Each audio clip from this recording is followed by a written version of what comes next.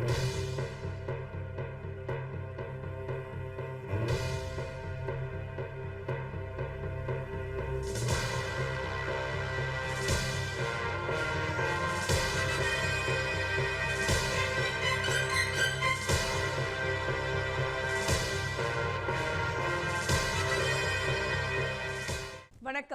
நீதிமன்ற செய்திகள்.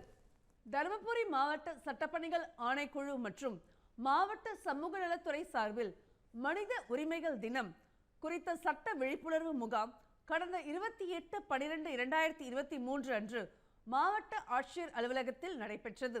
இம்முகாமில் மாவட்ட சட்டப்பணிகள் ஆணைக்குழுவின் பட்டியல் வழக்கறிஞர்கள் திரு பார்த்திபன் மற்றும் செல்வி சுபஸ்ரீ ஆகியோர் மனித உரிமைகள் குறித்த அவசியத்தையும் அதனை கையாளுவது எவ்வாறு என்பதையும் மனித உரிமைகளுக்கான சட்டங்கள் சட்டப்பணிகள் ஆணைக்குழுவின் செயல்பாடுகள் குறித்து பொதுமக்களுக்கு எடுத்துரைத்தனர். இதனைத் தொடர்ந்து பொதுமக்களும் தங்களுக்கான சட்ட ரீதியான விளக்கங்களை மாவட்ட சட்டப்பணிகள் ஆணைக்குழுவின் வழக்கறிஞர்களிடம் கேட்டு அறிந்து கொண்டனர். இம்முகாமில் பொதுமக்கள் உட்பட 100க்கும் மேற்பட்டோர் பங்கு பெற்று பயனடைந்தனர். ஈரோடு மாவட்டம் கோபிச்செட்டிப்பாளையம் வட்ட சட்ட பணிகள் குழு சார்பில் நம்பியூர் அருகே உள்ள எலத்தூர் பேரூராட்சி சமுதாய நலக்கூடத்தில் சட்ட விழிப்புணர்வு முகாம் கடந்த 30/12/2023 அன்று நடைபெற்றது. இம்முகாமில் அடிப்படை சட்டங்கள், பெண்கள் பாதுகாப்பு சட்டம், குடும்ப வன்கொடுமை சட்டம், சட்டப்பணிகள் ஆணைக்குழுவின் செயல்பாடுகள் குறித்தும் வட்ட சட்ட பணிகள் குழுவின் வழக்கறிஞர் திருமதி ஆர் நளினா கலந்து கொண்டு எடுத்துரைத்தார். இம்முகாமில் எலத்தூர் மற்றும் அதன் சுற்றுவட்டார பகுதி பொதுமக்கள் உட்பட பலர் கலந்து கொண்டனர். பெரம்பலூர் மாவட்ட சட்டப்பணிகள் ஆணைக்குழு சார்பில் மாற்றுத்திறனாளிகளுக்கான சட்ட விழிப்புணர்வு முகாம் துறைமங்கலத்தில் உள்ள அன்பகம் மாற்றுத்திறனாளிகள் சிறப்பு பள்ளியில் நடைபெற்றது. இம்முகாமில் பெரம்பலூர் மாவட்ட சட்டப்பணிகள் ஆணைக்குழுவின் செயலாளரும் சார்பு நீதிபதியுமான திரு சந்திரசேகர் தலைமை வகித்து மாற்றுத்திறனாளிகளுக்கான சட்டம் குறித்து விளக்கமாக பேசினார். இந்நிகழ்ச்சியில் சட்ட உதவி பாதுகாப்பு வழக்கறிஞர் திரு திருஞானம், அன்பகம் சிறப்பு பள்ளியின் பொறுப்பாளர் திரு பாலகிருஷ்ணன் மற்றும் பள்ளியின் ஆசிரியர்கள், மாற்றுத்திறனாளி மாணவர்கள் உட்பட பலர் கலந்து கொண்டனர். கிருஷ்ணகிரி மாவட்ட சட்டப்பணிகள் ஆணைக்குழு சார்பில் போலுப்பள்ளி அறிஞர் அண்ணா கல்லூரியில் சாலை பாதுகாப்பு குறித்த விழிப்புணர்வு முகாம் கடந்த 3/1/2024 அன்று நடைபெற்றது. இம்முகாமில் கிருஷ்ணகிரி மாவட்ட சட்டப்பணிகள் ஆணைக்குழுவின் செயலாளரும் சார்பு நீதிபதியுமான திருமதி ஜெனிஃபர் தலைமை வகித்து சாலை பாதுகாப்பு விழிப்புணர்வு குறித்து பேசினார். இம்முகாமில் கல்லூரியின் முதல்வர் திரு தனபால், பேராசிரியர்கள், வழக்கறிஞர் திருமதி கனிமொழி, மாணவர்கள் உட்பட பலர் கலந்து கொண்டனர். நெட்வொர்க் இல்லாத மருத்துவமனைகளில் சிகிச்சை பெற்றாலும் மருத்துவ காப்பீட்டு தொகை வழங்க மறுக்கக்கூடாது. சென்னை உயர்நீதிமன்ற மதுரை கிளை உத்தரவு. புதுக்கோட்டையை சேர்ந்த மனுதாரர் மதுரை உயர்நீதிமன்ற மதுரை கிளையில் தாக்கல் செய்த மனுவில் புதுக்கோட்டை மாவட்ட நீதிமன்றத்தில் பணிபுரிந்து 2010 ஓய்வு பெற்றார். அரசின் ஓய்வூதியமும் பெற்று வருகிறார். ஓய்வூதிய திட்டத்தின் கீழ் அவருக்கு மருத்துவ காப்பீடு செய்யப்பட்டுள்ளது.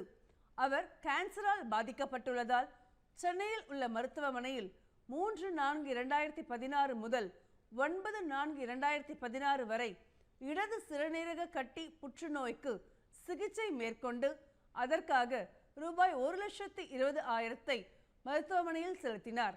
அதைத் தொடர்ந்து மருத்துவ செலவுக்கான காப்பீட்டு தொகை கோரி விண்ணப்பம் செய்தார். தங்களது நிறுவனத்தின் நெட்வொர்க் அல்லாத மருத்துவமனையில் சிகிச்சை பெற்றதால் காப்பீடு பெற தகுதி இல்லை என கூறி யுனைடெட் இந்தியா இன்சூரன்ஸ் நிறுவனம் தன்னுடைய கோரிக்கையை நிராகரித்தது. நெட்வொர்க் மருத்துவமனையில் சிகிச்சை எடுத்துக்கொண்டால் மட்டுமே மருத்துவ காப்பீடு தொகை வழங்கப்படும் என கூறுவது ஏற்புடையதல்ல. எனவே காப்பீட்டு தொகை வழங்க உரிய உத்தரவு பிறப்பிக்க வேண்டும் என்று மனு தாக்கல் செய்திருந்தார். இந்த வழக்கு மதுரை உயர்நீதிமன்ற மதுரை கிளையில் 2 நீதிபதிகள் அமர்வில் விசாரணைக்கு வந்தது. விசாரணையில் இருதரப்பு வாதங்களையும் கேட்டறிந்த நீதிபதிகள் சிகிச்சை எடுத்த மருத்துவமனை காப்பீடு நிறுவனத்தின் நெட்வொர்க் மருத்துவமனைகளின் பட்டியலின் கீழ் வரவில்லை என்ற காரணத்திற்காக காப்பீடு தொகையை வழங்காமல் இருக்கக்கூடாது. தற்போதைய வழக்கில் மனுதாரர் எடுத்த சிகிச்சையின் உண்மைத்தன்மை மறுக்கப்படவில்லை. சிகிச்சை உண்மையானது என கண்டறியப்பட்டவுடன் மனுதாரரின் மருத்துவ கோரிக்கையை நிராகரிக்க எந்த காரணமும் இல்லை. எனவே ஓய்வூதியதாரர் எடுத்துக்கொண்ட சிகிச்சைக்கு காப்பீடு வழங்க இயலாது என உத்தரவு ரத்து செய்யப்படுகிறது.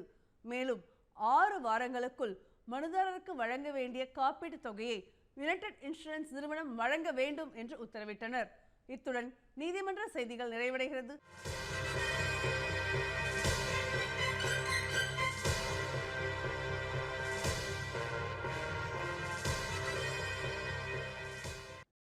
வணக்கம். சட்ட தகவல்கள். ஜீவனாம்சம். ஜீவனாம்சம் என்பது வாழ்க்கை பொருளுதவி தொகை, வாழ்க்கை படி என்றும் மெயின்டெனன்ஸ் என்றும் கூறப்படுகிறது. தன் வாழ்க்கையை தானே பராமரித்துக் கொள்ள போதிய வருவாய் இல்லாத நிலையில் உள்ள ஒருவர் தன்னை சட்டப்படியாக பராமரிக்க கடமைப்பட்டவர்களிடமிருந்து நீதிமன்ற உத்தரவின்படி பெறுகின்ற பராமரிப்பு தொகையே ஜீவனாம்சம் என அழைக்கப்படுகின்றது. ஜீவனாம்ச தொகையை பல்வேறு அடிப்படையில் பெறலாம். குறிப்பாக குற்றவியல் நடைமுறை சட்டம், கிரிமினல் ப்ரொசீஜர் கோட் 1973, இந்து திருமண சட்டம், ஹிந்து மேரேஜ் ஆக்ட் 1955, பெண்களுக்கு எதிரான குடும்ப வன்முறை தடுப்பு சட்டம், protection of women from domestic violence act 2005, சிறப்பு திருமண சட்டம், ஸ்பெஷல் மேரேஜ் ஆக்ட் 1954, பார்சி திருமண சட்டம், Parsi marriage and divorce act 1936. இன்று நாம் குற்றவியல் நடைமுறை சட்டம் மற்றும் இந்து திருமண சட்டத்தின் கீழ் ஜீவனாம்சம் பெறுவது தொடர்பான சட்ட வழிமுறைகளை பற்றி தெரிந்து கொள்வோம். குற்றவியல் நடைமுறை சட்டம், கிரிமினல் ப்ரொசீஜர் கோட் பிரிவு 125 மனைவி, குழந்தைகள் மற்றும் பெற்றோர்கள் தொடர்பான ஜீவனாம்சம் பற்றி குறிப்பிடப்பட்டுள்ளது. பிரிவு 125 உட்பிரிவு 1 படி தன்னை தானே பராமரித்துக் கொள்ள இயலாத கணவனால் கைவிடப்பட்ட மனைவி, முறையான திருமண பந்தத்தின் விளைவாக பிறந்த மைனர் குழந்தைகள், முறையற்ற திருமண பந்தத்தின் விளைவாக பிறந்த மைனர் குழந்தைகள், children born out of illegitimate marriage, தன்னைத்தானே பராமரித்துக் கொள்ள இயலாத 18 வயதிற்கு மேற்பட்ட உடல் குறைபாடு அல்லது மனநல குறைபாடு கொண்ட குழந்தைகள், தன்னைத்தானே பராமரித்துக் கொள்ள இயலாத கைவிடப்பட்ட தாய் மற்றும் தந்தை ஆகியோர் முறையே தனது கணவர், பெற்றோர் அல்லது பிள்ளைகளிடமிருந்து ஜீவனாம்சம் பெற சட்டப்படி உரிமையுள்ளது. வழக்கமாக பாதிக்கப்பட்ட நபர்கள் குற்றவியல் நடைமுறை சட்டம் பிரிவு 125 கீழ் தாங்கள் வசிக்கும் இடத்தின் ஆள்வரை கொண்ட குற்றவியல் நீதித்துறை நடுவர் நீதிமன்றத்தின் முன்பு கணவர், பெற்றோர் அல்லது பிள்ளைகளுக்கு எதிராக உரிய மனு தாக்கல் செய்து ஜீவனாம்ச தொகைக்கான உத்தரவினை பெற்றுக்கொள்ளலாம். நீதிமன்றத்தை அணுகி உரிய முறையில் வழக்கு தாக்கல் செய்ய போதிய நிதி ஆதாரம் இல்லாத நபர்கள் அந்தந்த பகுதியில் உள்ள நீதிமன்றங்களில் அமைந்துள்ள வட்ட சட்ட பணிகள் குழு அல்லது மாவட்ட சட்டப்பணிகள் ஆணையம் ஆகியவைகளை அணுகி இலவசமாக சட்ட உதவி பெற்று வழக்கறிஞரின் மூலம் நீதிமன்றத்தில் மனு தாக்கல் செய்ய இயலும். அவ்வாறு மனு தாக்கல் செய்யும் போது மனுதாரர்கள் தங்களது மனுவுடன் எதிர்மனுதாரருக்கும் தங்களுக்கும் உள்ள உறவு நிலையை காண்பிக்கக்கூடிய ஆவணங்களையும், எதிர்மனுதாரர்களின் வருவாய் தொடர்பான சான்றிதழ்கள் அல்லது சொத்து பத்திரங்களின் நகல்கள் போன்றவற்றையும் இணைத்து வழக்கு தாக்கல் செய்தால் விரைவில் நிவாரணம் பெறலாம். தேவையற்ற காலவிரயம் தவிர்க்கப்படும். குற்றவியல் நடைமுறை சட்டம் பிரிவு 125 கீழ் தாக்கல் செய்யப்படும் மனுவானது விரைவாக நடவடிக்கை எடுக்க வேண்டிய குறுகிய விசாரணை வழக்கு, ஆங்கிலத்தில் சம்மரி ட்ரையல் ப்ரொசீஜர் கேஸ் என்ற முறையில் தீர்மானிக்கப்பட வேண்டிய வழக்காகும். மேலும் மனு தாக்கல் செய்யும் போது மாண்புமிகு உச்சநீதிமன்றம் ரஜனீஷ் எதிராக நேஹா 2021 SCC 324 என்ற வழக்கில் வழங்கிய தீர்ப்பின்படி தனது சொத்து நிலவரம் மற்றும் நிதி பொறுப்புகள் தொடர்பான ஒரு பிரமாண வாக்குமூலத்தை affidavit of assets and liability மனுதாரர் தாக்கல் செய்ய வேண்டும். வழக்கு விசாரணையின் போது அத்தகைய சொத்து நிலவரம் தொடர்பான பிரமாண வாக்குமூலத்தை எதிர்மனுதாரரும் தாக்கல் செய்ய வேண்டும். பிரமாண வாக்குமூலத்தில் உண்மையான நம்பகத்தன்மையான விவரங்களை அளித்திட வேண்டும். எந்த நீதிமன்றத்தில் ஜீவனாம்சம் கோரி மனு தாக்கல் செய்யலாம்? பாதிக்கப்பட்டவர் வசித்து வரும் பகுதியில் உள்ள நீதிமன்றம், தம்பதிகள் இறுதியாக வாழ்ந்த வாழ்விடம் அமைந்துள்ள பகுதியில் உள்ள நீதிமன்றம், எதிர் மனுதாரர் வசித்து வரும் பகுதியில் உள்ள நீதிமன்றம் போன்ற இடங்களில் வழக்கினை தாக்கல் செய்யலாம். ஒவ்வொரு மாவட்டத்திலும் அங்குள்ள மக்கள் தொகைக்கேற்ப குடும்ப நல நீதிமன்றங்கள் அமைக்கப்பட்டுள்ளது. குடும்ப நல நீதிமன்றங்கள் உள்ள பகுதிகளில் மனுதாரர்கள் ஜீவனாம்சம் கோரும் வழக்கினை சம்பந்தப்பட்ட குடும்ப நல நீதிமன்றத்தில் தாக்கல் செய்யலாம் என குடும்ப நல நீதிமன்ற சட்டம் 1984 சட்டப்பிரிவு 7 உட்பிரிவு 2 குறிப்பிடுகின்றது. குடும்ப நல நீதிமன்றங்கள் இல்லாத பகுதிகளில் அங்குள்ள குற்றவியல் நடுவர் நீதிமன்றத்தில் ஜுடிஷியல் மேஜிஸ்ட்ரேட் கோர்ட் ஜீவனாம்ச மனுவினை தாக்கல் செய்யலாம். எவ்வளவு தொகையை ஜீவனாம்சமாக பெற இயலும் என்றால், ஜீவனாம்ச தொகையினை நீதிமன்றம் கணக்கிடுகையில் பல்வேறு காரணிகளை அடிப்படையாக கொண்டு தொகையை நிர்ணயம் செய்யும். சட்டத்தில் குறிப்பாக எவ்வித தொகையும் குறிப்பிட்டு தெரிவிக்கப்படவில்லை. ஜீவனாம்ச தொகை என்பது வழக்கு தரப்பினர்களின் பொருளாதார நிலை, வாழ்வியல் சூழல், அவர்களின் கல்வி தகுதி, வருவாய் மற்றும் வழக்கு தரப்பினர்களை சார்ந்துள்ளவர்களை பராமரிக்க வேண்டிய பொறுப்பு நிலை ஆகிய காரணிகளை சார்ந்து நிர்ணயம் செய்யப்படும். இடைக்கால ஜீவனாம்சம் குற்றவியல் நடைமுறை சட்டம் பிரிவு 125 படி பிரதான மனு நிலுவையில் இருக்கும் காலகட்டத்தில் பாதிக்கப்பட்ட மனுதாரர்கள் உரிய மனு தாக்கல் செய்து இடைக்கால ஜீவனாம்சம் இன்டரம் மெயின்டெனன்ஸ் மற்றும் வழக்கு நடத்துவதற்கு தேவையான செலவு தொகை லிட்டிகேஷன் எக்ஸ்பென்சஸ் தொடர்பாக நிவாரணம் பெற்றுக்கொள்ளலாம்.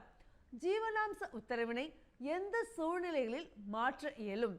வழக்கு தரப்பினர்களின் வாழ்நிலையில் ஏற்படும் மாற்றம், வழக்கு தரப்பினர்களின் வருவாயில் ஏற்படும் மாற்றம், வழக்கு தரப்பினர்களின் வயதில் ஏற்படும் மாற்றம், திருமண உறவில் ஏற்படும் மாற்றம், குறிப்பாக விவாகரத்து மற்றும் மறுமணம், வழக்கு தரப்பினர்கள் தொடர்புடைய மற்ற வழக்குகளில் பிறப்பிக்கப்படும் நீதிமன்ற உத்தரவுகள், தம்பதிகள் மனமுத்து விவாகரத்து டிவோர்ஸ் பை மியூச்சுவல் கன்சென்ட் பெறுவது போன்ற சூழ்நிலைகளை காரணம் காட்டி ஜீவனாம்ச உத்தரவினை மாற்றம் செய்ய மனு செய்து ஏற்கனவே நீதிமன்றம் நிர்ணயித்த தொகையை குறைக்கவோ அல்லது கூடுதலாக பெறவோ சட்டத்தில் வழிவகை உள்ளது. எந்த சூழ்நிலைகளில் மனுதாரர்கள் ஜீவனாம்சம் பெற இயலாது என்றால், தன்னைத்தானே பராமரித்துக் கொள்ளும் தகுதியும் போதிய வருவாயுடனும் இருக்கும் மனுதாரர்களுக்கு ஜீவனாம்சம் வழங்க இயலாது.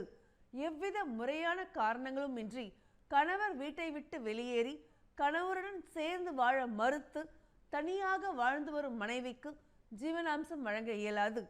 கணவர் சேர்ந்து வாழ அழைத்த பின்பும் போதிய நியாயமான காரணங்களின்றி அவருடன் இல்வாழ்க்கையை தொடர மறுக்கின்ற மனைவிக்கு ஜீவனாம்சம் வழங்க இயலாது.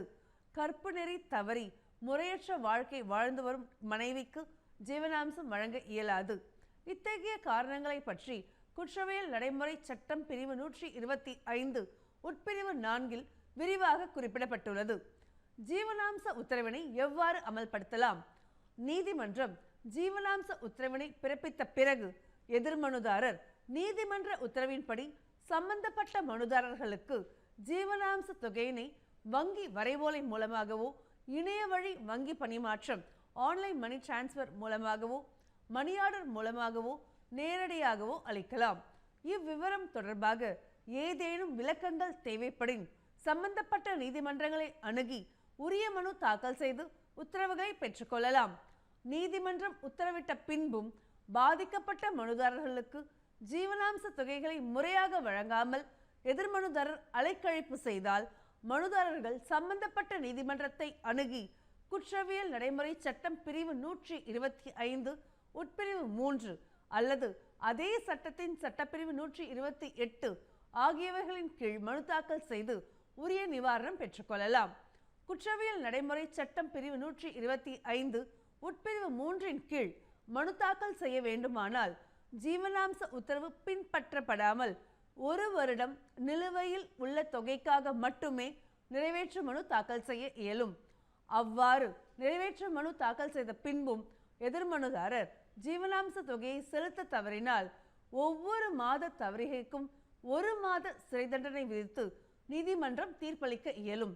இப்பிரிவின் கீழ் 12 மாதங்களுக்கு மேல் எதிர்மனுதாரரை சிறையில் வைக்க இயலாது. இத்தகைய மனுவினை தொகை நிலுவையான 1 வருடத்திற்குள் தாக்கல் செய்திட வேண்டும்.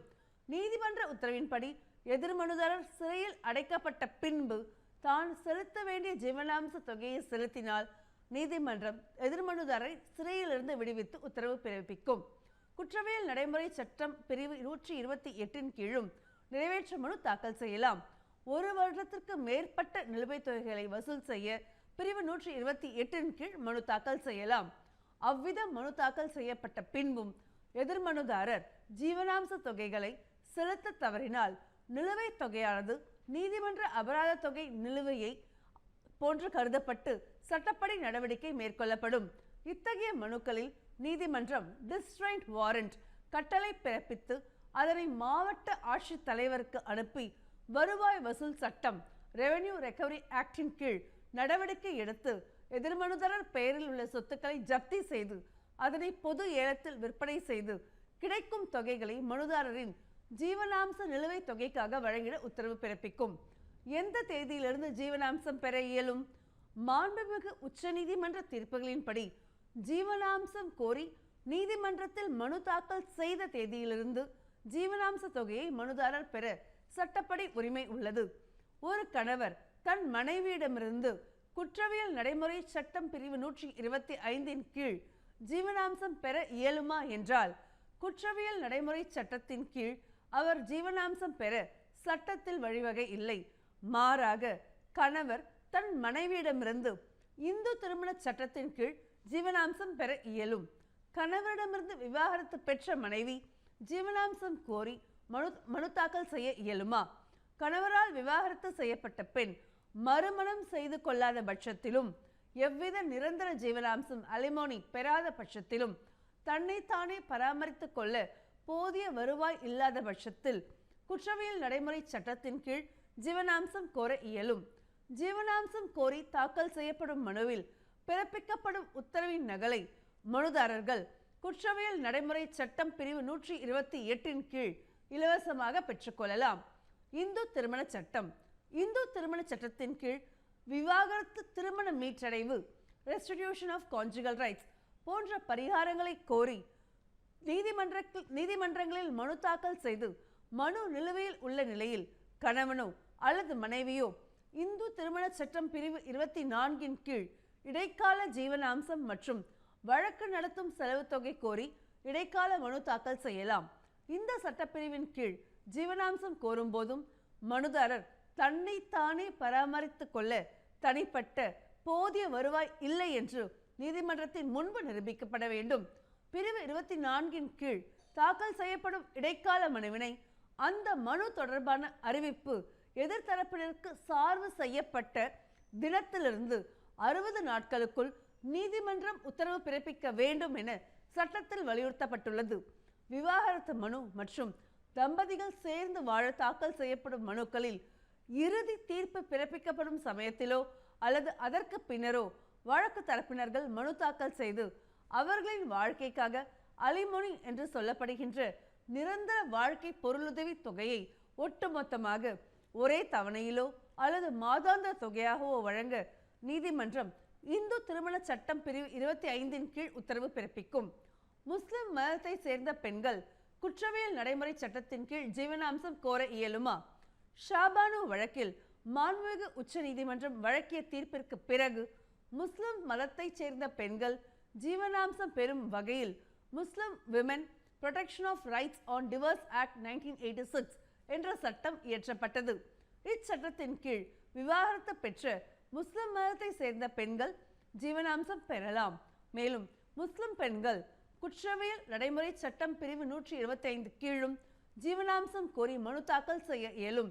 இதனை பற்றி விரிவாக முஸ்லிம் பெண்கள் மனமுறிவு உரிமை பாதுகாப்பு சட்டம் 1986, Muslim women protection of rights on divorce act 1986 பிரிவு 5 விரிவாக கூறப்பட்டுள்ளது.